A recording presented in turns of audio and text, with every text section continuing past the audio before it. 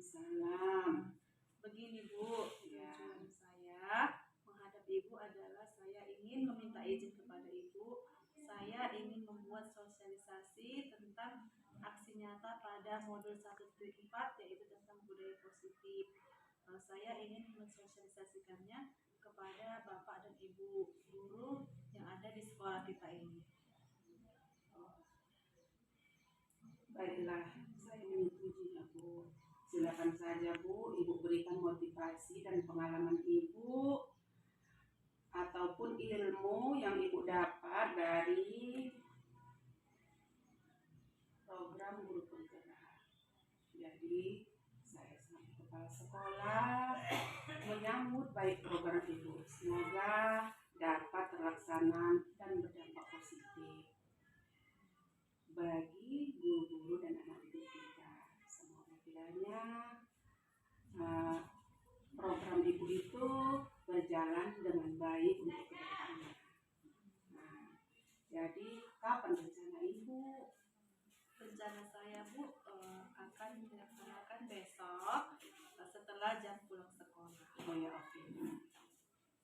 Terima kasih Bu.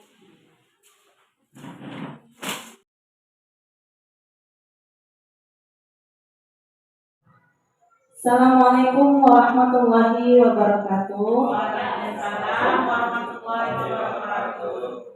Syukur alhamdulillah, marilah bersama-sama kita ucapkan kehadirat Allah Subhanahu wa taala yang mana pada pagi yang berbahagia ini kita masih diberikannya berupa nikmat, terutama nikmat kesehatan ya Bapak Ibu, sehingga kita dapat bersama-sama hadir di sekolah tercinta kita ini, yang utama adalah dalam tugas kita sebagai guru memberikan kegiatan belajar mengajar kepada anak didik kita sekalian.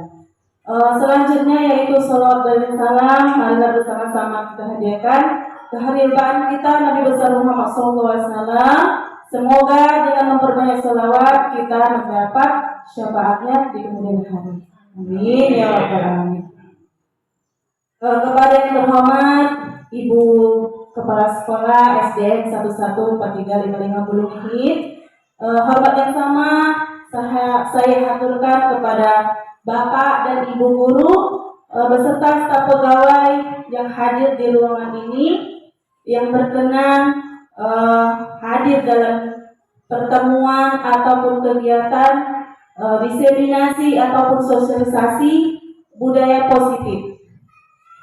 Terima kasih sebelumnya saya ucapkan kepada Bapak dan Ibu guru semuanya yang mana telah sudi kiranya mengikuti pelatihan ataupun kegiatan saya, yang mana tentunya Bapak dan Ibu guru sekalian sudah sedikit lelah karena sudah memberikan pelajaran kepada anak didik kita sekalian. Terima kasih saya ucapkan atas apresiasinya. Terkhususnya terima kasih saya ucapkan yang sebesar-besarnya kepada Ibu Kepala Sekolah selaku pimpinan dan kepala dari sekolah kita ini yang sudah sudi memberikan izin kepada saya untuk membuat kegiatan sosialisasi pada hari ini, dan juga terima kasih atas segala fasilitas yang diberikan untuk saya gunakan dalam kegiatan ini. Untuk hal ini saya mintakan sedikit kepada Ibu Kepala Sekolah untuk memberikan kata sambutan ataupun motivasi untuk kami semua. Kepada Ibu kami persilakan.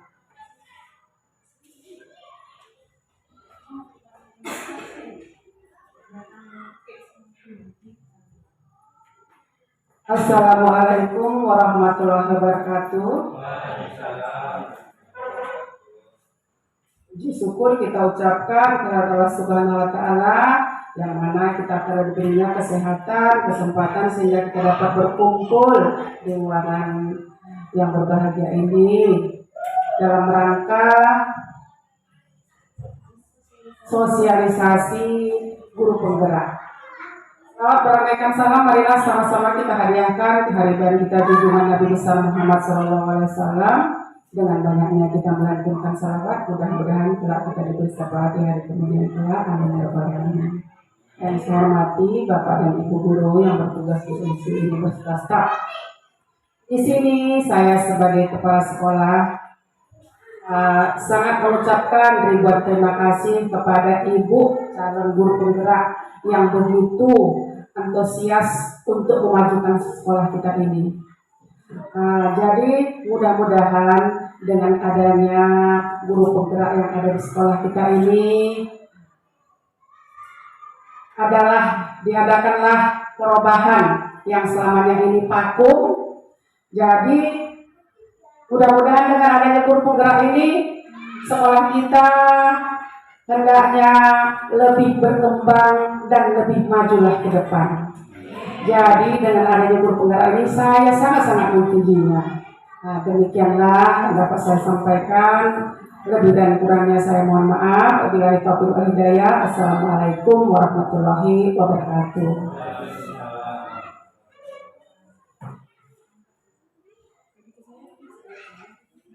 Terima kasih saya ucapkan kepada Ibu Kepala Sekolah yang sudah memberikan motivasi dan dukungannya terhadap kegiatan yang saya lakukan.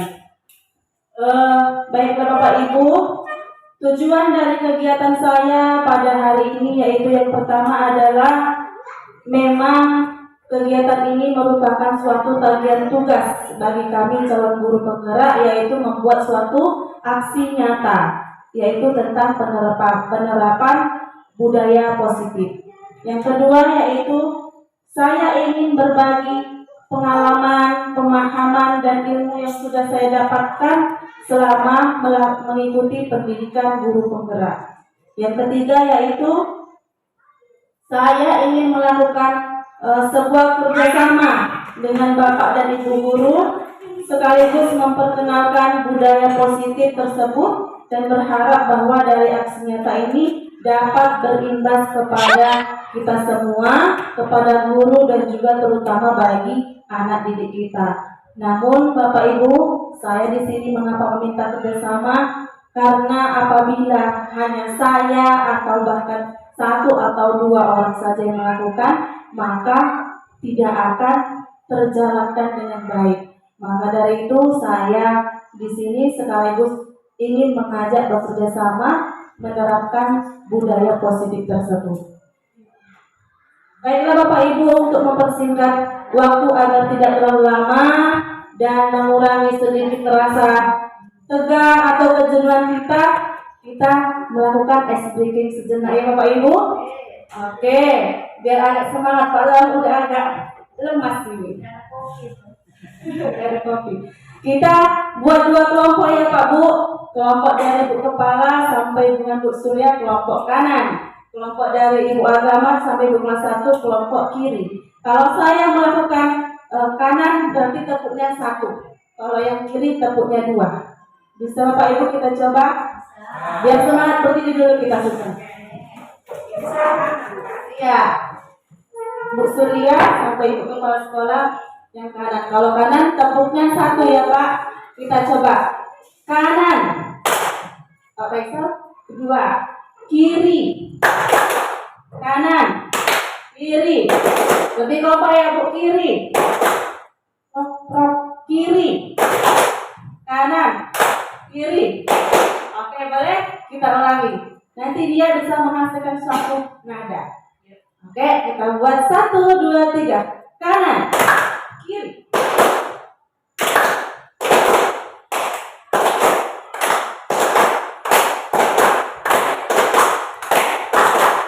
Oke, terima kasih Bapak dan Ibu guru, silakan duduk kembali. Terima kasih buat semangatnya. Baiklah, langsung saja kita masuk pada teori kita. Akan saya tampilkan pada layar monitor ini. Bentar ya Pak Bu. Oke, ini adalah wajah-wajah yang ganteng, yang tampan, yang cantik-cantik, yang senyumnya merekah ya Bu. Keluarga besar kita SDN 11 4355 Bu Surya dengan cerahnya, Bu Kepala dengan cerahnya. Oke. Lanjut. Kita masuk tentang budaya positif. Nah, sebelum kita ke budaya positif, kita harus mengetahui terlebih dahulu ya Pak Bu tentang tujuan pendidikan sebenarnya itu menurut filosofi Ki Hajar Dewantara itu apa?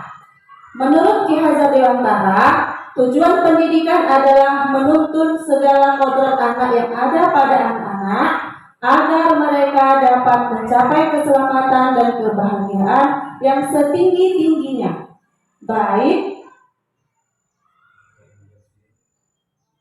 sebagai manusia maupun sebagai anggota masyarakat. Oleh sebab itu, pendidik itu hanya dapat menuntut tumbuh atau hidupnya kekuatan kodrat yang ada pada anak-anak agar dapat memperbaiki lakunya, bukan dasarnya hidup dan tumbuhnya kekuatan kodrat anak. Maksudnya seperti ini Bapak Ibu. Kita perumpamakan sekolah kita ini adalah sebuah lahan sawah. Kita anggap sekolah, guru, siswa itu adalah kegiatan petani. Petani itu adalah kita, bapak dan ibu guru. Sedangkan lahan itu adalah sekolah kita. Sedangkan padinya adalah anak didik kita. Nah, coba Bapak Ibu, kalau padi itu kita tebarkan langsung saja ke lahan, apakah padi itu bisa tumbuh? Bisa iya, bisa tidak ya Pak Bu.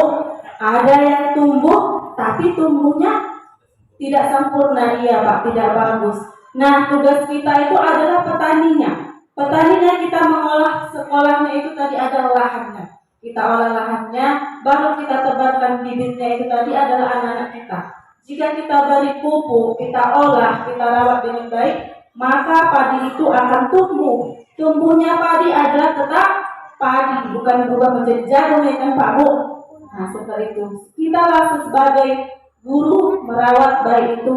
Jika ada rumputnya, kita bersihkan, kita pupuk, nah, kita rawat. Itulah tugas kita sebagai guru di sekolah kita. Lanjut. Nah kita masuk kepada budaya positif. Apa sih sebenarnya budaya positif itu?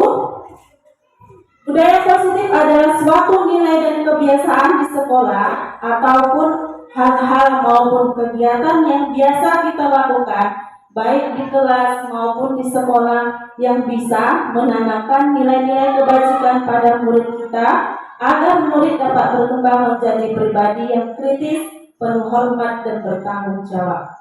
Sebenarnya kita ini sudah melakukan budaya positif atau belum Bapak Ibu? Sudah ya Pak. Contohnya kegiatan kita setiap pagi kita menyambut anak-anak, baru kita menyalam anak-anak murid ketika hendak masuk ke dalam kelas. Itu merupakan suatu budaya positif bagi kita. Berdoa sebelum belajar ataupun sesudah selesai belajar ketika ingin pulang. Kemudian kita memperingati hari-hari besar seperti 17 Agustus atau Hari Pendidikan merupakan suatu budaya positif. Yang lebih utama yang kita ingat pada masa pandemi, kita memakai masker. Nah, masker menjadi suatu kebutuhan dan menjadi suatu budaya yang mana murid itu sudah tanpa disuruh. Bahkan kita sekarang sudah terbiasa dengan namanya masker, menjadi suatu kebutuhan. Itu sebenarnya adalah suatu budaya positif yang timbul dari kesadaran diri kita masing-masing. Bapak Ibu, kita lanjut. Nah, pada materi budaya positif ini ada 7 konsep yang ingin kita bahas. Yang pertama yaitu perubahan paradigma belajar. Yang kedua, disiplin positif. Yang ketiga, kebutuhan dasar manusia. Yang keempat, motivasi perilaku manusia. Yang kelima, restitusi atau posisi kontrol guru. Yang keenam adalah keyakinan kelas. Yang ketujuh adalah segitiga restitusi. Ketujuh konsep utama ini Bapak Ibu, nanti ada materi yang sedikit mungkin bagi diri saya sendiri itu menyentil sedikit, mengena di hati kita. Oh, selama ini bahwasanya kegiatan yang saya lakukan itu tidak benar atau bertentangan lah dengan teori ini. Nah, nanti sama-sama kita belajar untuk kita sedikit merubahnya, terkhusus bagi diri saya. Oke Pak Bu, kita lanjut. Yang pertama adalah perubahan paradigma belajar. Dalam membangun budaya positif di sekolah, sekolah dapat menyediakan lingkungan yang positif, aman, dan nyaman agar siswa mampu berpikir, bertindak, dan mencipta dengan merdeka, mandiri, dan bertanggung jawab. Disiplin sangat berkaitan dengan kontrol guru terhadap murid. Jadi perubahan paradigma belajar itu Pak Bu, kita sebagai guru dari awal belajar itu sudah kita sambut dengan baik, dengan ramah. Kemudian kita menyediakan fasilitas sekolah, seperti kita buat lingkungan kita yang bersih atau aman atau menyenangkan. Bagaimana kita membuat kelas itu bervariasi hidup ya Pak Bu, dengan metode pembelajaran maupun keadaan kelas yang ada. Nah, di sini saya mempunyai sebuah permainan. Cobalah buka. Kasusnya adalah Anda adalah A. Tugas Anda adalah mengepalkan salah satu tangan Anda. Coba Anda bayangkan bahwa Bapak Ibu ini menyimpan sesuatu di tangan ini. Sesuatu yang sangat berharga sekali. Sementara teman sebelah Bapak Ibu adalah si B. Si B ini tugasnya adalah merayu, menggelitik boleh, menggoda, memarahi, bahkan mengintimidasi. Bagaimana agar kepala tangannya ini bisa terbuka dan memberikan apa yang ada di dalam genggaman tangannya. Kita coba ya, di sini kita mintakan Bu Lina dengan Bu Sri. Ayo Pak Bu, boleh ke depan.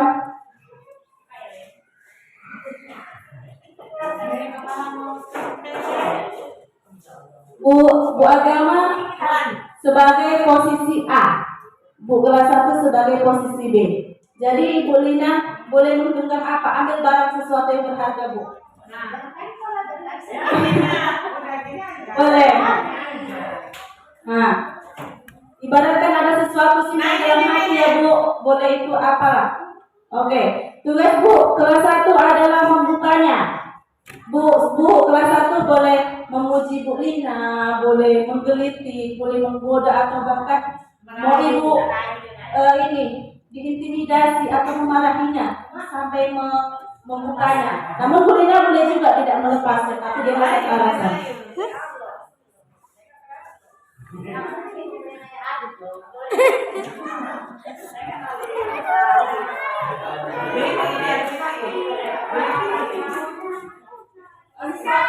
Ini sesuatu yang berharga, pemberian dari ayah Adit, jadi nggak boleh dibuka.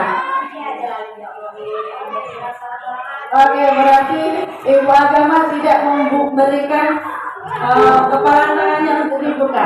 Boleh Ibu kelas 1 dulu. Boleh saya tanya. Apa satu? Boleh kita tahu Bu Lina sebenarnya apa isi dari genggaman tangan itu sehingga tidak boleh diberikan atau dibuka oleh teman-teman kita? Ini grosir kok sebenarnya. Tapi memiliki alasannya. Alasannya nanti diminta oleh Bu Sri. Ini karena ini suatu pemberian dari orang spesial. Oke, dari permainan tadi, Ibu Agama tidak memberikan kepala tangannya tidak dibuka. Karena apa? Kita setiap orang memiliki suatu alasan ya Pak Bu, kenapa kita tidak memberikan barang tersebut. Bisa jadi Bu Lina tadi karena pemberian dari sang suami tercinta, atau bahkan orang lain mungkin saja itu uang atau ATM, kan tidak mungkin kita berikan. Tetapi ada juga yang mau memberikannya. Begitulah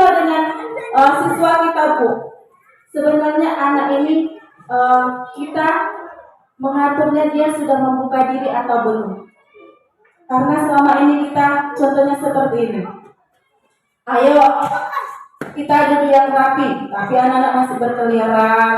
Kalau nggak rapi, kalau nggak duduk nggak kita mulai pelajaran atau nggak ibu kasih masuk. Nah seperti itulah Pak Bu. Kita sebagai guru masih mengontrol anak didik kita, tetapi membuka atau menutupnya itulah tugas kita. Apakah anak itu sudah siap membuka atau kita sebenarnya memaksanya untuk membukanya. Itulah jalan kita, seperti kita membujuknya, ayolah kita masuk. Nanti kalau udah masuk kita cepat pulang, boleh seperti itu ya kan Bu. Atau kita mengatakan cepat masuk, kalau nggak masuk nggak boleh lagi, nanti masuk lagi. Nah, seperti itu ada perumpamaannya. Oke Bapak Ibu, kita lanjutkan. Nah inilah dia tadi dari pembelajaran yang kita ambil dari permainan, yaitu tentang suatu teori kontrol. Yang pertama adalah ilusi guru mengontrol murid. Nah, yang seperti saya jelaskan tadi, bahwasanya kita ini masih sering mengontrol murid itu, baik dia masih sudah maukah dari dirinya sendiri atau kita paksa. Nah, yang kedua adalah ilusi bahwa semua penguatan positif, efektif, dan bermanfaat. Penguatan positif atau bujukan adalah bentuk-bentuk kontrol. Nah, yang ini kita melakukan bujukan ya Bu, merayunya bagaimana. Nah, ini agar mau mengikuti apa-apa. Yang ketiga, ilusi bahwa kritik dan membuat orang merasa bersalah dapat menguatkan karakter. Nah, terkadang kita membuat anak itu menyebutkan kesalahannya. Nah, sehingga dia mau tidak mau ikut dengan apa yang kita perintahkan. Yang keempat adalah ilusi bahwa orang dewasa memiliki hak untuk memaksa. Nah, seperti yang saya katakan tadi, jadi guru terkesannya lebih memaksa. Nah, kita masuk yang kedua Bapak Ibu, yaitu tentang disiplin positif. Apa sebenarnya yang ada di benak Bapak Ibu tentang makna disiplin? Bapak Ibu, disiplin bisa berupa peraturan, ya Bu. Nah, lanjut aja kita baca disiplin. Disiplin berasal dari bahasa Latin, yaitu disiplin yang artinya belajar, yang memiliki makna konotasi yaitu disiplin diri. Disiplin diri membuat orang menggali potensi dirinya menuju sebuah tujuan apa yang dia hargai. Dalam budaya kita, makna kata disiplin dimaknai menjadi sesuatu yang dilakukan seseorang pada orang lain untuk mendapatkan kepatuhan. Kita cenderung menghubungkan kata disiplin dengan ketidaknyamanan, bukan dengan apa yang kita hargai. Disiplin adalah kemampuan memerintah diri sendiri dalam mengontrol dan menguasai diri untuk memilih tindakan yang mengacu pada nilai-nilai yang kita hargai dengan penuh tanggung jawab tanpa terperintah orang lain. Nilai-nilai yang kita hargai adalah nilai-nilai kebajikan atau sifat positif manusia yang merupakan tujuan mulia yang ingin mencapai setiap individu. Contohnya kesadaran diri anak tadi yang kita bahas di pertama pembuka tadi, yaitu tentang memakai masker. Nah, disiplin ini positif. Tugas kita adalah untuk mengajak anak murid ini bahwasanya dia sadar akan apa tugasnya masing-masing. Enggak lagi kita memerintahkan harus, kalau hari Senin kita harus wajib pakai topi dan dasi. Tidak lagi ya Pak Bu, kalau sudah kita terapkan namanya disiplin positif, maka anak-anak ini sudah sadar masing-masing. Oh, hari Senin ini kita upacara, berarti harus atribut kita adalah memakai topi dan dasi. Seperti kalau kita berkendara Bapak Ibu, kalau kita berkendara sudah pasti kita sadar harus memakai helm. Nah, kita udah tahu tujuannya apa, agar kita untuk keselamatan kita. Kalau nggak pakai helm itu, yang pertama kita pasti panas, kedua kita pasti tilang Pak Polisi, seperti itu. Jadi kita sudah sadar akan apa akibat yang akan kita dapatkan. Tujuan mulia dari penerapan disiplin positif adalah agar terbentuk murid-murid yang berkarakter, berdisiplin, santun, jujur, peduli, bertanggung jawab, dan merupakan pembelajar sepanjang hayat sesuai dengan standar kompetensi lulusan yang kita harapkan.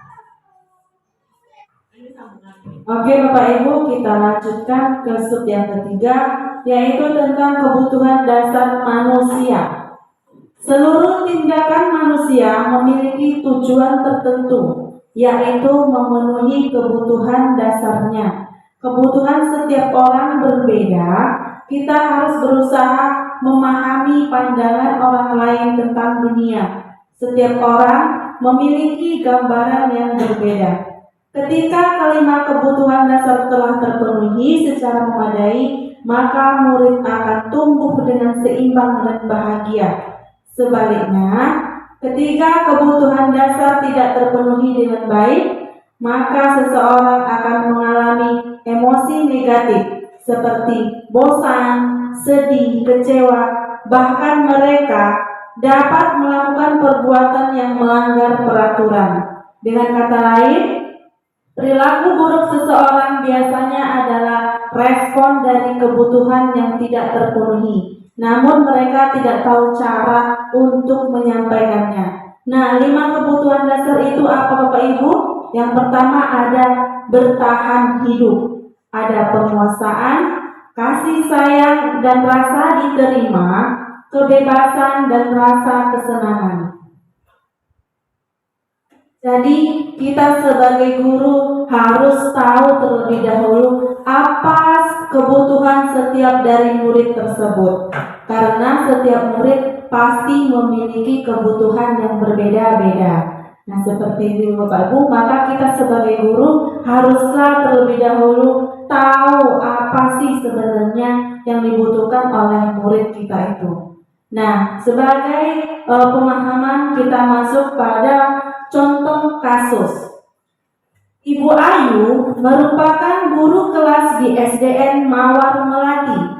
Sedang bingung menghadapi salah satu muridnya di kelas yang bernama Ali. Beberapa anak datang mengeluh dan bercerita tentang tingkah Ali yang suka meminta bekal atau makanan murid lain secara paksa.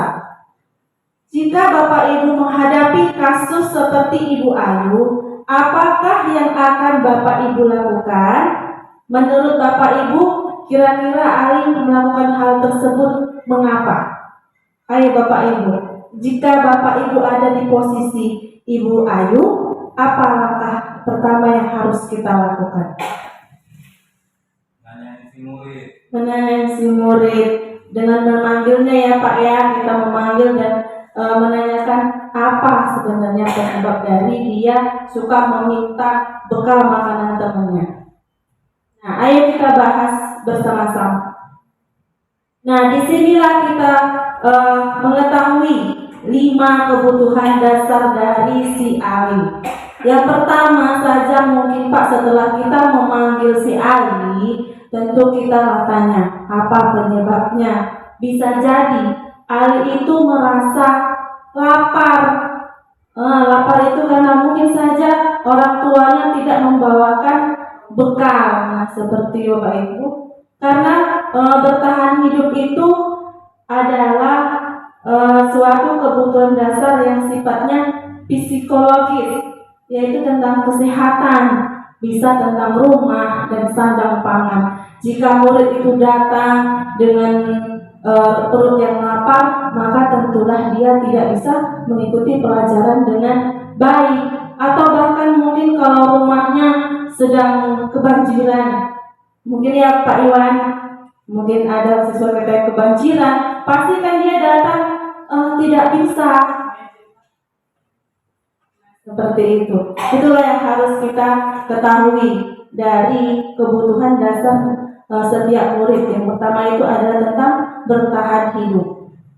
Nah, yang kedua, mungkin saja teman Ali teman Ali ini, si Ali ini minta perhatian dari temannya. Dia minta dikasih sayang dengan cara seperti apa, Bu? Mungkin dia suka hanya mencagili temannya, meminta itu, padahal dia sebenarnya sudah sarapan, tapi dia ingin diajak atau sama-sama. Anak-anak seperti itu kan sering kita jumpai ya, Bu, di sekolah kita. Nah, selanjutnya Ali ini merasa hebat karena temannya ini jadi takut. Terus temannya ini semua ketakutan dan mengasih bekalnya. Nah, seperti itu. Itu dia termasuk kepada kebutuhan manusia itu dalam sub penguasaan. Nah, yang keempat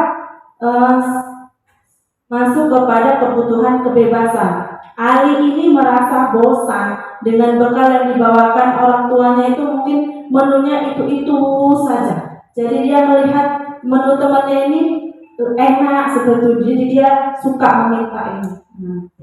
Sering kita jumpai ya Pak Bu. Nah, seperti itu. Yang terakhir itu dengan kebutuhan kesenangan. Ali hanya ingin iseng dan ingin mencari kesenangan, karena kadang kalau melihat temannya itu marah, kesel, itu dia merasa puas gitu. Banyak ini anak murid kita yang seperti itu, suka mencagili. Ya, seperti itu ya Pak Bu. Oke. Kita masuk ke yang keempat tentang motivasi perilaku manusia. Yang pertama yaitu untuk menghindari ketidaknyamanan atau hukuman. Apa yang terjadi apabila saya tidak melakukannya? Itulah dia pertanyaan yang dalam dirinya, bagaimana sih kalau tidak kita lakukan itu, apa ya yang bakal terjadi? Nah, itu tentang motivasi. Yang kedua ada untuk mendapatkan imbalan atau penghargaan dari orang lain. Misalkan apa yang dia selalu bertanya dalam dirinya, apa yang akan saya dapatkan apabila saya melakukannya. Contohnya seperti ini Bapak Ibu. Murid ini sering kita kadang memberikan sebuah reward atau sebuah hadiah kepada murid. Apabila kita buat kuis, siapa yang nilainya bagus dapat hadiah. Nah, seperti itulah contoh dari untuk mendapatkan imbalan. Yang ketiga adalah untuk menjadi orang yang mereka inginkan dan menghargai diri sendiri dengan nilai yang mereka percaya. Nah, di sini dia menanyakan apa yang akan menjadi orang yang seperti apa ya apabila saya melakukannya. Nah, dia sudah mempunyai nilai kesadaran diri, tidak lagi didorong dengan iming-iming atau hukuman ataupun peraturan seperti itu Bu. Jadi dia memiliki kesadaran dari dirinya sendiri. Nah, di sini ada hukuman dan sanksi atau konsekuensi. Ada sebuah contoh kasus. IPA kurang menguasai pelajaran matematika, sehingga pada saat pelajaran tersebut berlangsung, dia lebih banyak berdiam diri atau menggambar buku pelajarannya. Pada saat guru matematikanya, Pak Seno, menanyakan pertanyaan, IPA menjadi gugup dan tak sengaja menjatuhkan tasnya dari kursi, serta tiba-tiba menjadi gagap pada saat berupaya menjawab. Seluruh kelas pun tertawa melihat perilaku IPA yang bicara tergagap dan terkejut tersebut. Pak Seno pada saat itu membiarkan teman-teman IPA menertawakan IPA yang tergagap dan malu luar biasa, dan malah minta IPA untuk maju ke depan dan berdiri di depan kelas sambil menunjuk hidungnya karena tidak bisa menjawab pertanyaan Pak Seno. Kelas semakin gaduh dan anak-anak pun tertawa melihat IPA di depan kelas memegang ujung hidungnya. Nah, pertanyaannya Bapak Ibu, apakah Anda setuju dengan tindakan Pak Seno terhadap IPA? Setuju nggak kira-kira Bapak Ibu?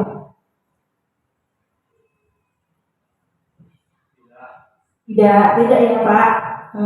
Kenapa Pak? Iya, benar sekali Pak. Karena dia menjatuhkan mental seorang siswa.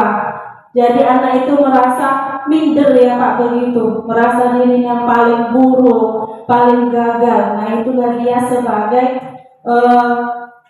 penghukum ya, Pak Senon ini sebagai penghukum. Nah, untuk memahaminya kita berlatih. Ayo kita tentukan Pak, apakah itu hukuman ataukah sebuah konsekuensi. Kalau hukuman tadi sudah seperti contoh yang diberikan oleh Pak Senon. Yang pertama, mencatat 100 kali di dalam buku kalimat, saya tidak akan terlambat lagi karena terlambat datang ke sekolah. Menurut Bapak Ibu itu hukuman atau konsekuensi? Hukuman ya Bu? Iya, hukuman. Yang kedua, lari mengelilingi lapangan basket karena terlambat hadir ke sekolah. Hukuman atau konsekuensi Pak Bu? Hukuman, ya benar ya Bu, karena dia terjadi hukuman di situ, yaitu mengelilingi lapangan. Yang ketiga, menggantikan kertas tugas teman yang telah dicoret-coret. Hukuman atau konsekuensi Pak? Konsekuensi. Dia bertanggung jawab atas apa yang dilakukannya. Oke, sampai sini sudah mulai paham ya Pak, membedakan konsekuensi dan hukuman. Kita lanjut saja. Yang kelima ada namanya restitusi atau posisi kontrol guru. Nah, di sini yang tadi saya sampaikan Bapak Ibu bahwasanya di materi budaya positif ini dari ketujuh konsep ini ada yang sedikit saya katakan menyentil hati saya sendiri, bahwasanya mungkin selama ini tindakan kita ini ada yang kurang tepat seperti itu. Nah, dalam 5 restitusi atau posisi kontrol guru ini ada 5. Ada sebagai penghukum, pembuat merasa bersalah, sebagai teman, pemantau atau manajer. Kita bahas satu-satu ya Pak. Posisi kontrol guru.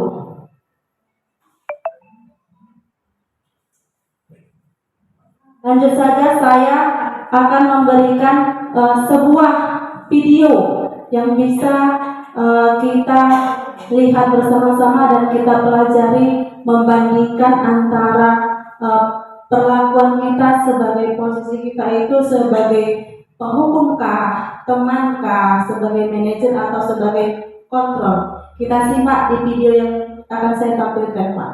Di sini ada kasus dari siswa bernama Naren. Naren ini merupakan siswa SMP yang terlambat hadir 15 menit ke sekolah.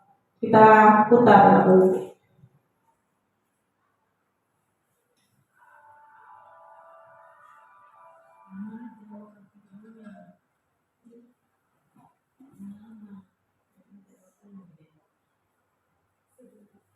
Bentar ya Pak Bu.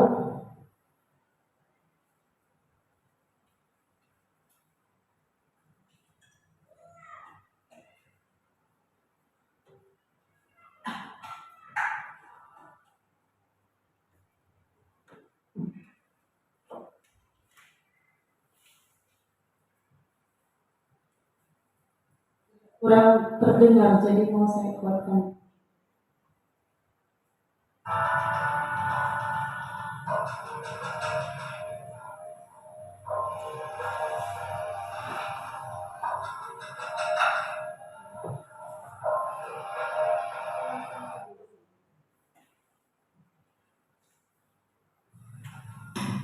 Yang pertama yaitu sebagai posisi penghukum.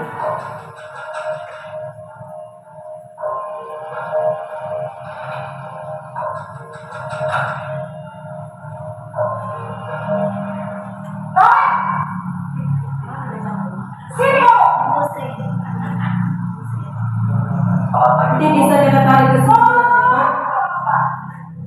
Kamu pasti terlambat. Maaf, saya Apa? Apa coba?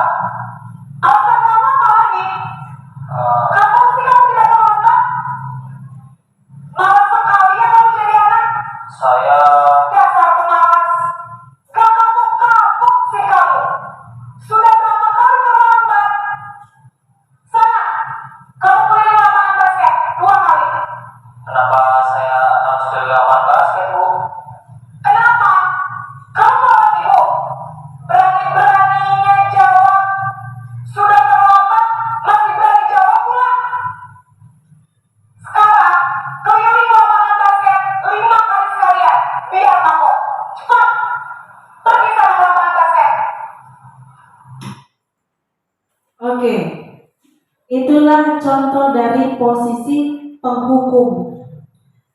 Terkadang tanpa kita sadari sebenarnya kita masih sering pada posisi ini ya Pak Bu. Saya sendiri juga termasuk.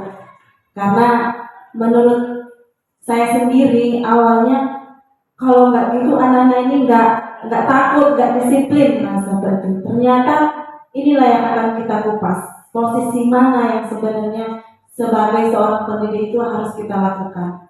Nah, pada posisi penghukum ini, seorang guru itu berbicara dengan nada yang tinggi, bahkan kadang menghardik, menunjuk-nunjuk, kadang nggak sadar kita mudah berkaca bilang kita, apa kau dengan berkawan, gitu ya kan Pak Bu, menyindir, kadang bahkan menyakiti hati murid tersebut. Hukumannya bisa berupa fisik dan psikis. Dampaknya apa yang akan terjadi pada murid? Nah, dampaknya adalah murid menjadi pendendam, tidak menyukai gurunya atau pelajaran yang diambil. Murid ini pasti selalu menghindari guru yang tadinya ini suka menghukum. Sampai sini paham Bapak Ibu? Paham. Karena kita sering ya Pak Bu. Nah, pada kedua kita di posisi pembuat rasa bersalah.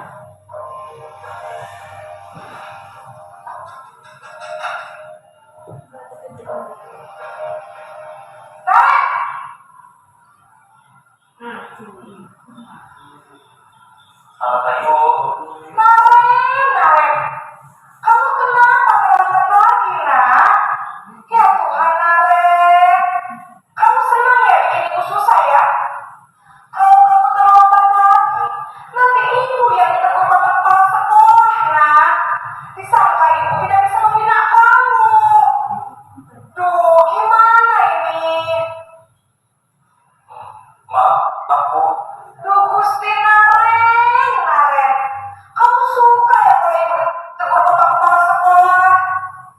Terus, sekarang ibu harus tulis apa yang di buku absen? Ini kamu sudah sering terlambat loh. Ibu harus apa coba? Maaf, Bu. Maaf sekali. Ya sudah, lain kali jangan bikin ibu susah lagi ya nak ya. Ibu tidak akan kuat lagi kalau mau begini terus. Bisa jantungan kalau ibu tegur bapak kepala sekolah. Sana cepat kelas. Maaf ya Bu. Maaf sekali.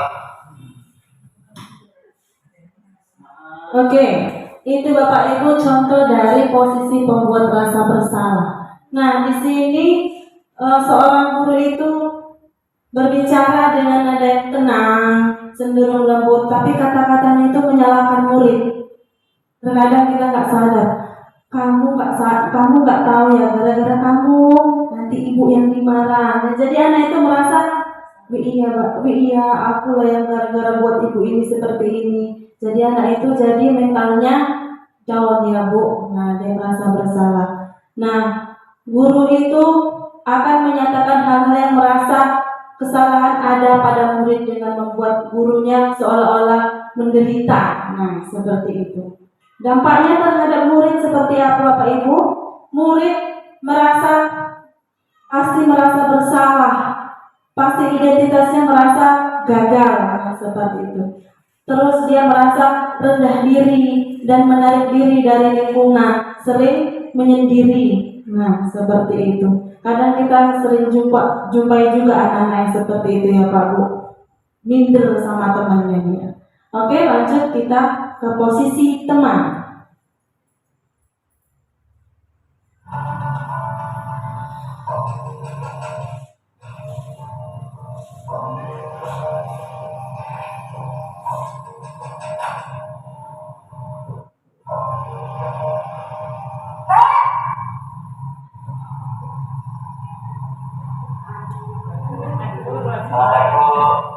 Wah, sudah jam berapa nih nak?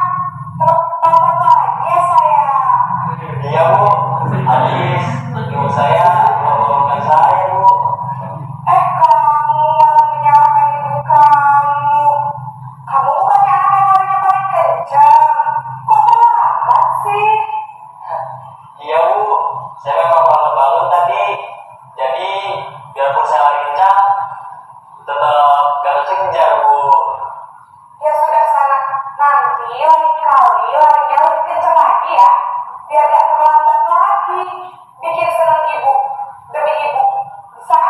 Bisa lah, Bu. Ya sudah sana masuk kelas. Ibu beresin urusan absen kamu. Kamu ini ada-ada saja. Oke, itu Bapak Ibu posisi teman. Lebih terkesan akrab ya Pak Bu. Tapi sebenarnya dampaknya itu memiliki ketergantungan terhadap murid. Nah, pada posisi teman ini suara guru itu akan lebih terkesan ramah, akrab dan cenderung bersenda gurau. Nah, seperti tadi kita bilang, kok terlambat lagi sih sayang. Nah, kalau murid-murid itu dibilang itu mungkin dia akan luluh hatinya seperti itu. Murid itu merasa senang, tidak merasa tertekan gitu.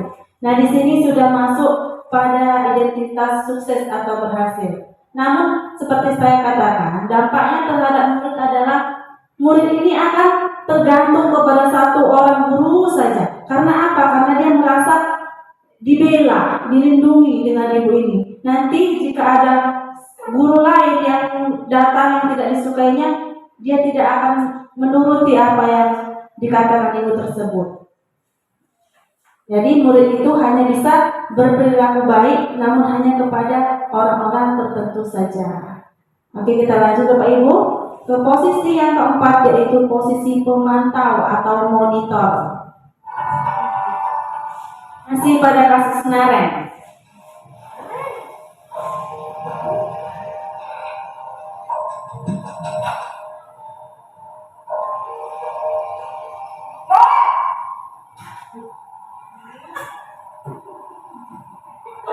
Selamat pagi, Bu. Naren, apa peraturan sekolah kita tentang jam berapa kita harus masuk sekolah, Nak? Kita harus di sekolah jam 7, Bu. Iya betul, sekarang sudah jam 7.20. Naren sudah tahu konsekuensinya jika terlambat hadir. Paham, Bu.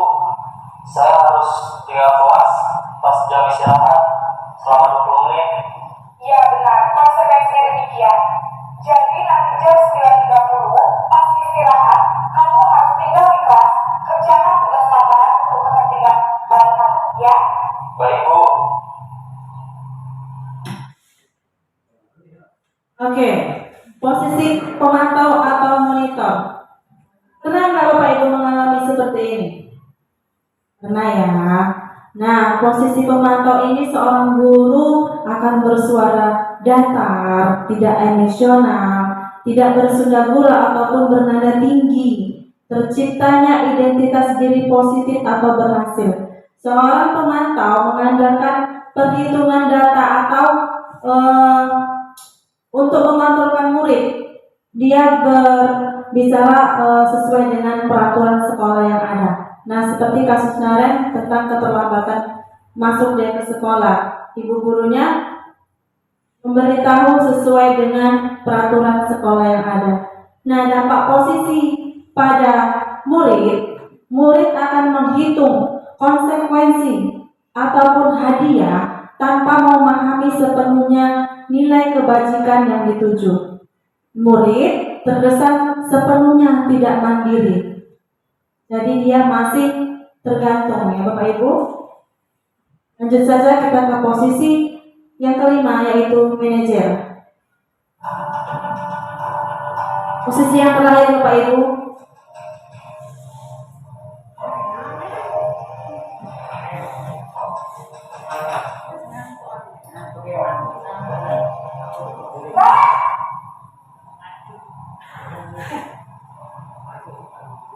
Selamat pagi, Bu. Selamat pagi, Naren. Maaf, Bu. Saya terlambat. Iya, sekolah masuknya jam 7, sekarang sudah jam 7.20. Jadi sekarang bagaimana ya, Naren? Maaf, Bu. Saya lupa dalam. Saya selalu tak. Baiklah, menurut kamu, keyakinan sekolah yang mana yang perlu kamu tingkatkan? Menghargai diri sendiri dan orang lain mungkin ya, Bu. Setuju. Jadi, apakah Naren meyakini prinsip saling menghormati tersebut? Iya, Bu. Saya yakininya. Apakah Naren bersedia memperbaiki masalah keterlambatan ini? Bersedia, Bu. Bagaimana kamu akan memperbaiki masalah keterlambatan ini? untuk tidak lupa menyetel alarm saya, Bu. Baik, kalau kalian udah minta alarm di rumah, ada orang yang kira-kira bisa bantu mengingatkan tidak? Ada. Ya, Bu. Kakak saya, Kak Emma. Adalah selain KM. Selain Kak Emma, ada ibu saya. Baik, jadi dia mengingatkan Aren adalah Kak Emma dan ibu kamu. Ya, kira-kira akan mulai saat kata Aren. Setelah pulang sekolah, akan segera saya lakukan. Baik, jadi Aren akan setelah alarm untuk bangun besok pagi dan akan diingatkan oleh kakak dan ibu dan Aren ya. Ada lagi yang mungkin perlu dilakukan Aren? Agar tidak terlambat bangun lagi. Tidak ada, Bu. Baik Aren, terima kasih untuk kerjasama kamu. Sekarang kamu perlu kembali ke kelas untuk belajar. Baik, Bu. Terima kasih. Nah, itulah Bapak Ibu posisi kelima yaitu posisi manajer. Nah, di sini suara manajer itu seorang guru suaranya lebih netral, tidak emosional, tidak terlalu marah dan juga tidak bernada tinggi. Guru akan dengan tulus mengajukan pertanyaan-pertanyaan bermakna agar membuka pikiran murid. Nah, kita ajukan, kenapa dia terlambat? Setelah itu kita gali terus pertanyaan yang mana dia bisa menjawab dan menyelesaikan permasalahannya dia sendiri. Nah, dari kelima posisi tersebut, manakah menurut Bapak dan Ibu guru yang perlu kita tetapkan sebagai guru di sekolah? Mana Pak Bu? Posisi yang kelima yaitu posisi manajer. Nah, dari budaya positif ini dari contoh dari video yang sudah saya putar, semoga bisa merubah cara kita dalam menyelesaikan setiap kasus yang akan kita hadapi di sekolah dengan posisi manajer tersebut ya Bapak Ibu. Jadi kita tidak lagi sebagai penghukum, kita berharap semuanya kita bisa sebagai posisi manajer. Oke, sepertinya Bapak Ibu guru ini sudah agak lemas, agak mengantuk. Coba kita ekspresi sekali lagi. Ayo Pak Bu, kalau saya ucapkan pagi, tepuknya 1 kali. Kalau siang, tepuknya 2 kali. Kalau 3, berarti diam, karena itu tepuknya malam. Malam itu diam, nggak boleh tepuk, karena orang waktunya istirahat. Iya Pak Bu? Oke. Pagi, siang, pagi, siang, pagi, malam. Berarti Bapak berkonsentrasi.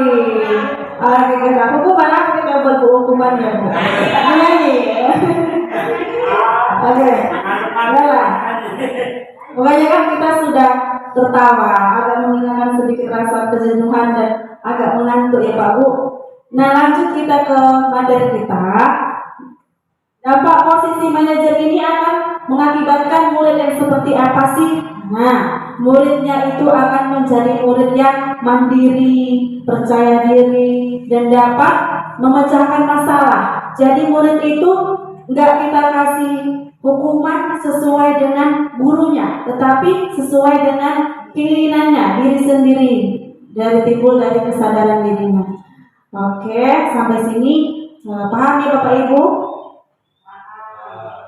Oke, baik, kita lanjutkan. Nah, kita masuk ke posisi yang ke-6 yaitu keyakinan kelas. Tadi di video juga disebutkan bahwa apakah kamu mematuhi atau mengingat tentang keyakinan kita apa? Nah, seperti itu. Apa sih sebenarnya keyakinan kelas itu? Ada nggak Bapak Ibu yang sudah buat? Nah, kita bahas ya Pak Bu. Keyakinan kelas itu adalah nilai-nilai kebajikan atau prinsip-prinsip yang disepakati bersama, terlepas dari perbedaan agama, suku, negara, dan bahasa. Menurut Gosen, suatu keyakinan akan lebih memotivasi seseorang dari dalam dirinya sendiri, yaitu nilai intrinsik, Seseorang akan lebih bersemangat untuk menjalankan keyakinannya daripada hanya sekedar mengikuti peraturan. Oke Pak Bu, kita membuat sebenarnya kalau di kelas kebanyakan aturan kelas ya Pak Bu. Dari sekarang kita ubah jadi aturan itu menjadi keyakinan. Kalau kita sudah yakin, anak-anak itu timbul kesadaran dari dalam dirinya sendiri. Apa sih sebenarnya perbedaan antara peraturan dengan keyakinan kelas? Nah, kalau peraturan itu terkesannya seperti apa? Pasti ada hukumannya kalau tidak dilakukan seperti ini. Nah, seperti itu ya Bapak Ibu. Kalau keyakinan itu seperti ini Pak Bu. Sebenarnya sudah kita jalankan. Kalau murid itu datang ke sekolah pada masa pandemi, kita disuruh mencuci tangan, pakai masker, hand sanitizer, dan jaga jarak. Nah, dari semua itu tujuannya untuk apa Pak Bu? Untuk kesehatannya, untuk menjaga kesehatan. Nah, nilai keyakinannya itu dia di posisi menjaga kesehatannya. Jadi dia mencakup semua dari kegiatan lainnya seperti yang contoh tadi itu, dengan kita mau menjaga kesehatan harus ngapain. Nah, murid itu udah yakin, oh ada keyakinan kelas kita menjaga kesehatan, berarti itulah harus memakai masker, mencuci tangan, menjaga jarak, dan juga memakai hand sanitizer. Nah, peraturan kelas itu, budaya positif ini berawal dari peraturan kelas, kemudian keyakinan kelas, masuklah dia ke sesudah semua melakukan keyakinan kelas, maka terjadilah lingkungan positif di sekolah kita. Nantinya akan menjadi sebuah budaya di sekolah kita, yaitu budaya positif. Oke, kita lanjutkan saja Bapak Ibu. Ini adalah suatu dokumentasi yang sudah saya lakukan membuat suatu keyakinan kelas. Nah, bisa saya tunjukkan ya Pak Bu, ada saya lakukan di dinding. Inilah proses pembuatan keyakinan kelas yang saya lakukan di kelas 3 bersama dengan murid-murid. Setiap murid memberikan satu keinginannya apa yang ingin dibuat di dalam kelas. Nah, kita saksikan. Nah, ada di situ tampil ibu gurunya yang cantik. Ada ibu kelas 2 ikut bersama. Ya Pak Bu. Nah, seperti itu. Contohnya apa Pak Bu? Di sini aturan itu pertamanya apa? Kita buat kalau aturan siswa itu nggak boleh terlambat. Nah, itu peraturan. Baru harus piket. Nah, gitu. Kita ubah bahasanya, kita lebih halus, lebih bagus, dan lebih singkat, nggak bertele-tele. Untuk contoh dari tidak boleh ketinggalan, kita ubah menjadi kegiatan kelasnya menjadi datang lebih awal. Nah, kan bahasanya lebih enak gitu didengar. Nah, kalau kita buat menyapu sesuai dengan piket, nah kita buat regu piket dijalankan. Seperti itu Pak Bu. Nanti bisa kita buat dan kita upload di PMM.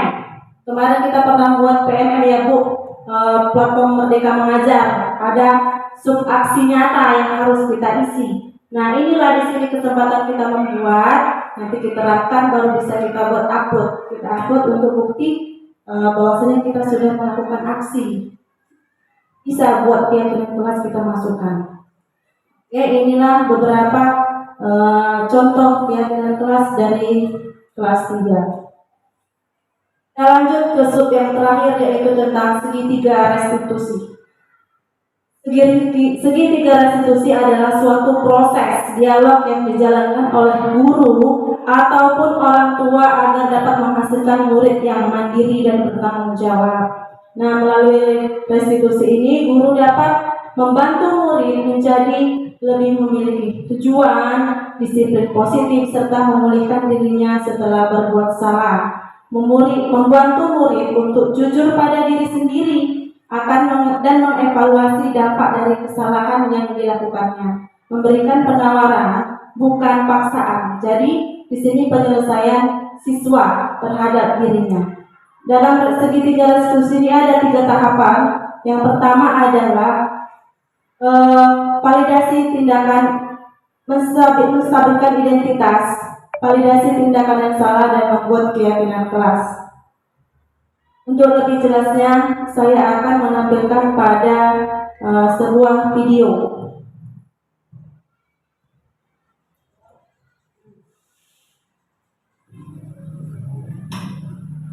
Mari kita saksikan ya Bapak Ibu.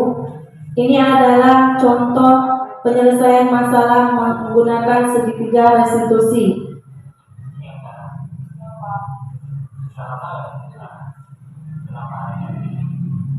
Benar ya Pak? Maka aku dikatain pemfitnah Pak. Ya aku marah Pak. Aku dari katain Eka ya Pak. Banget. Oh begitu. Ya pasti kamu marah dan kesal. Bapak juga akan marah apabila ada yang mencoba seperti itu. Kemudian pada saat itu kamu mau melakukan apa? Ya saya mengatain Eka Pak. Banget. Saya tetap dia di tempat lain. Oh begitu. Pasti kamu melakukan seperti itu karena suatu alasan tertentu kan? Iya Pak. Saya biasa aja Pak. Ya saya berani lah. Aku saya ditutup fitnah. Ya wajar lah. Mempertahankan harga diri itu sesuatu yang penting buat kamu. Untuk kamu tidak mencurigakan balas, hanya menggunakan. Iya Pak. Untuk saya masih bersabar dan saya tidak saja.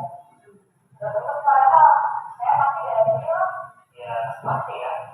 Tapi kamu memilih tetap bertahan dan bersabar. Kamu memilih tidak berbuat lebih parah lagi. Nah, sekarang coba kita lihat lagi. Tindakan kamu yang bukan terkaitan jelas. Tindakan kamu itu kira-kira sesuai dengan keyakinan kelas atau bersifat tidak. Enggak Pak. Sampai Pak di tengah. Jadi keyakinan atau prinsip mana yang perlu sesuai dengan keinginan kamu. Ya, saya sebenarnya sangat mengerti orang lain. Mungkin saat ini saya menjadi emosi. Jadi tidak menyukai hal itu. Kamu meyakini tidak? Menghargai orang lain itu penting buat kamu. Yakin lah Pak. Iya, setuju. Kita harus saling menghargai. Namun, ada juga keyakinan yang kita sepakati yang perlu kita jalankan. Apabila kita sedang marah, kan? Ya, saya tetap proaktif. Mulai dengan diri sendiri. Saya belajar lebih sabar, mengambil keputusan, berpikir, mau apa saja. Kira-kira kamu bersedia memperbaiki masalah ini tidak? Sedia Pak. Kalau kamu memperbaiki masalah ini, kamu akan menjadi orang seperti apa? Saya akan menjadi orang yang bertanggung jawab Pak ya Pak. Dan senantiasa proaktif. Iya, menurut kamu, bagaimana rasanya menjadi orang seperti itu? Ya nyaman lah, bangga, sabar dan tenang. Baiklah kalau begitu. Yuk kita pikirkan bagaimana memperbaiki masalah ini. Oke Bapak Ibu, itulah contoh dari penerapan segitiga restitusi dalam menyelesaikan kasus siswa. Nah, di sini dimulai dari menstabilkan identitas. Nah, di sini kita membuat anak-anak itu tidak merasa bersalah. Kita katakan, misalkan dia terlambat. Iya, Bapak juga pernah terlambat. Nah, seperti itu. Jadi dia tidak merasa langsung dirinya bersalah. Maka dia akan timbul merasa bahwa dirinya tidak akan melakukan kesalahan itu lagi. Nah, seperti itu. Setelah stabil identitasnya, maka kita akan memvalidasi tindakan. Di sini kita menanyakan, kamu pasti punya alasan melakukan hal itu. Nah, seperti itu. Apa sih alasannya? Kenapa kamu terlambat? Nah, seperti itu. Setelah itu, sesudah dia mengutarakan semua alasannya, nah, pasti ada kan suatu nilai yang bisa membuat dirinya itu bangga terhadap dirinya sendiri. Nah, sesudah itu, kita menanyakan keyakinan kelasnya, keyakinan yang sudah kita jalankan di sekolah. Nah, seperti yang tadi kita buat, pada keyakinannya adalah kita membuat datang lebih awal. Nah, di sini murid akan dengan sadar sendiri bahwasanya iya Pak, saya memiliki keyakinan kelas yaitu datang lebih awal. Nah, jadi murid di sini tidak ada yang kita kesan salahkan, tapi kita sama-sama mencari solusi. Yang mana solusinya murid tersebut yang mengutarakan sendiri. Oke Bapak Ibu, mungkin demikianlah sosialisasi dari budaya positif yang saya lakukan hari ini. Nah, kita masuk ke sesi yang berikutnya, merupakan suatu tanya jawab ataupun diskusi atau bahkan berbagi pengalaman mengajar selama Bapak Ibu guru menjadi guru. Untuk waktu dan tempatnya saya persilakan apabila Bapak dan Ibu guru ada yang ingin bertanya. Silakan Pak Bu, ada yang ingin bertanya? Ya Pak. Tadi Ibu ada menjelaskan tentang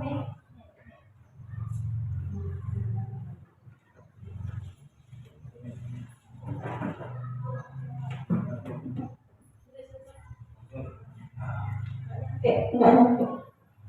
Ibu tadi ada menyatakan tentang segitiga restitusi. Sini saya ingin bertanya Bu, pada materi segitiga restitusi ini, apakah setiap penyelesaian masalah harus sesuai dengan 3 tahapan tersebut? Apa nggak bisa Bu kalau namanya langsung aja kita ke keyakinan kelas itu Bu? Bisa nggak? Baik Pak, pertanyaan Bapak adalah misalkan apabila ada murid ini yang melakukan kesalahan, apa nggak bisa sih kita langsung menanyakan ke keyakinan? Apa harus melalui 3 tahapan ya Pak? Bisa saja Pak. Kalau kita kan sebagai guru sudah memahami masing-masing sifat dan karakter dari murid kita. Nah, jika murid ini agak ya lumayan dan lebih mudah paham, maka kita bisa langsung menanyakan keyakinan kelasnya. Jadi dia sudah mengetahui apa yang menurutnya salah dan di mana yang harus dia perbaiki. Nah, seperti itu Pak. Bisa Pak? Oke, terima kasih Pak. Ada lagi Bapak Ibu? Iya Bu, silakan.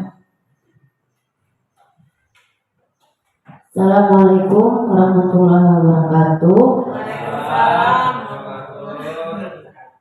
Tadi ada penjelasan pada pembelajaran segitiga restitusi. Ketika anak ada yang melakukan kesalahan, siapakah yang akan menanganinya? Kalau kita di SD ini kan pasti kita ke wali kelasnya. Jadi kalau di SMP atau SMA itu bagaimana Bu? Apakah ke BP-nya? Itu saja. Sekian, terima kasih. Assalamualaikum warahmatullahi wabarakatuh. Oke Bu, pertanyaan yang bagus sekali. Nah, kalau kita penyelesaian segitiga restitusi ini, kalau di SD tentu kita pada wali kelas ya Bu, karena kita tidak ada guru mapelnya. Nah, kalau untuk tingkat SMP atau SMA, memang mereka memiliki namanya guru BP. Tapi ketika suatu anak itu melakukan kesalahan, haruslah yang menyelesaikannya gurunya tersebut. Misalkan di SMP pada mata pelajaran bahasa, maka guru bahasanya lah terlebih dahulu yang harus memvalidasinya, menyelesaikan permasalahannya. Nah, seperti itu. Bisa Bu? Oke, ada lagi Pak Bu? Atau yang mau berbagi pengalaman terlebih dahulu? Ada Bu. Oh, silakan Bu. Gini Bu. Begini Bu, saya mau bertanya dan sharing-sharing Bu ya.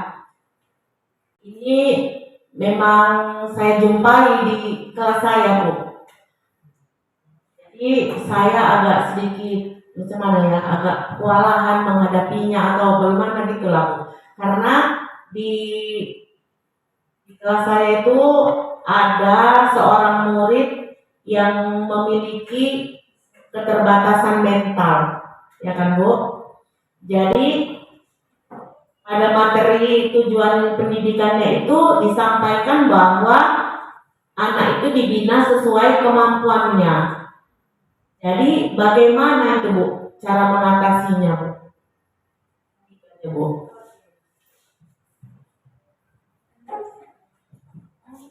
Oke, itulah tadi pertanyaan dari Ibu kelas 4. Sangat bagus ya Pak Bu. Seperti yang kita ketahui, sebenarnya anak yang disabilitas itu bukanlah naungan sekolah dasar seperti kita yang negeri. Seharusnya mereka ditempatkan pada sekolah yang berkebutuhan khusus seperti itu ya Pak Bu. Nah, tapi apalah daya, karena kita tidak memiliki itu, maka tetap kita tampung. Nah, kalau menurut saya dalam menangani kasus murid yang disabilitas seperti anak kita tersebut adalah kita melakukan dia dengan kasih sayang lebih khusus Pak Bu. Seperti ini, dia contohnya dia disabilitasnya apa ya Bu? Tunawicara ya. Nah, tunawicara. Cuman kita lebih pahamnya sedikit-sedikit tentang apa yang dia bicarakan. Nah, di situ kita Bu harusnya lebih memberikan perhatian yang lebih kepadanya. Soal masalah pelajaran misalkan, tentu dia pasti tidak bisa mengikuti sesuai dengan teman-temannya yang lain. Jika misalkan kita matematika itu misalkan kita buat dalam hitungan tambah-tambah, tapi temannya sudah kali-kali dan dia belum bisa, nggak apa-apa, kita telateni aja dia di tambah-tambah tersebut. Karena ada seperti ini perumpamannya Bu. Kalau anak disabilitas ini seharusnya kita sebagai guru seperti ini. Anak disabilitas itu kayak kita dorong gerobak yang ada yang kosong. Kalau kita dorong kosong enak ya Bu. Tapi kalau anak ini dikasih beban sedikit, mulailah terasa. Namun kalau kita paksa memberikan beban yang banyak terhadap gerobak tersebut, gerobak ini adalah si anak yang disabilitas tadi. Kalau kita paksa dengan beban yang banyak, maka apa yang akan terjadi? Kita kewalahan, bahkan bannya saat bisa jadi meletus. Kalau bannya meletus, apa Bu? Kita tambah kewalahan, nggak bisa mendorongnya, tambah berat. Nah, seperti itu. Jadi kita dalam penanganan kasus disabilitas anak-anak itu kita sesuaikan dengan kebutuhannya. Seperti yang disampaikan dengan Ki Haji Dewantara, kita itu jadi guru ini harus menuntun, bukan menuntut. Nah, seperti itu Bapak Ibu. Oke, sampai sini bisa dipahami Ibu? Oke, terima kasih. Terima kasih Bapak Ibu yang sudah memberikan pertanyaannya. Mungkin keterbatasan waktu kita. Namun di sini saya ingin sedikit bertanya pada Bapak Ibu, apakah ada yang ingin selama ini sudah mengajar lama tapi ingin menyampaikan pengalamannya selama mengajar? Bapak? Sedikit saja atau bisa menjadi motivasi, terutama bagi diri saya sendiri. Ada Bapak Mahendra silakan.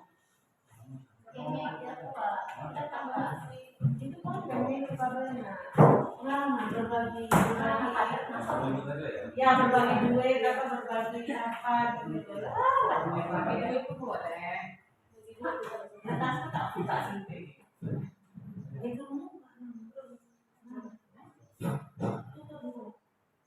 Ya, terima kasih kepada Ibu Indra. Kami selaku guru-guru di sekolah ini sangat bersyukur sekali bahwasanya salah satu di antara kami ada yang menjadi guru penggerak, yang mana semuanya ini kiranya apa yang Ibu sampaikan bisa menjadi menjadi motivasi pada kami. Kiranya kami juga bisa mengikuti jejak yang Ibu lakukan, yang kesemuanya adalah tujuannya untuk lebih meningkatkan kualitas pendidikan kita di sekolah ini. Dengan harapan kiranya anak-anak didik kita ke depannya akan jauh lebih baik lagi dibanding sebelumnya. Jadi harapan kami, apa yang Ibu sampaikan tadi bermanfaat bagi kami, dan pengalaman kami selama ini memang masih tidak seperti apa yang Ibu sampaikan. Masih jauh dari apa yang diharapkan. Mungkin ini adalah merupakan keterbatasan ataupun mungkin kemampuan kami yang kurang pada saat itu. Namun dari yang Ibu sampaikan, mudah-mudahan kedepannya ini akan dapat kami perbuat lebih baik lagi. Mungkin itu aja ya. Yang dapat kami sampaikan, kurang lebih mohon maaf. Assalamualaikum warahmatullahi wabarakatuh. Terima kasih kepada Bapak yang sudah berbagi pengalaman dan juga sedikit nasihat dan motivasi untuk kita semuanya ya Pak Bu. Oke, terima kasih atas waktu dan apresiasi yang sudah Bapak Ibu perbuat hari ini, yang sudah mau menghadiri kegiatan ataupun sosialisasi yang saya lakukan. Adapun perkataan saya ataupun penyampaian saya kurang berkenan di hati, saya pribadi memohon maaf yang sebesar-besarnya. Terima kasih Bapak Ibu, saya akhiri.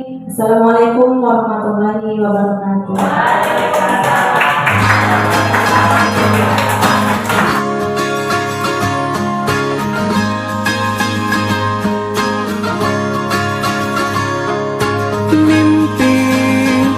Adalah kunci untuk kita menaklukkan dunia. Berlarilah tanpa lelah sampai engkau meraihnya. Laskar pelangi takkan terikat waktu. Bebaskan mimpimu di angkasa, warnai bintang di jiwa.